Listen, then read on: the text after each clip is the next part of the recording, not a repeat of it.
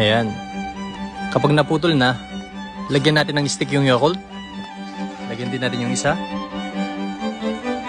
Ayan. Kapag natusok na, pwede na nating i-freezer.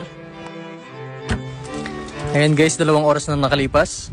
So pwede natin kunin. Ayan, sobrang tigas na. Ang sarap ata na ito, grabe. Okay, buksan na natin. Gagamit tayo ng kutsilyo. Magpatulong tayo sa nanay at tatay natin para hindi masugatan. Iwain din natin sa kabila. Ayan. Ayan, ganun lang kadali guys. So, alisin na natin yung takip niya. Ayun, ganun lang kadali. At pwede na nating ibuka. Wow, ang ganda ng pagka-shape niya guys. Ice drop talaga siya. At syempre, titikman ko na. Ang sarap. Bye guys, bumisita sa aking YouTube channel.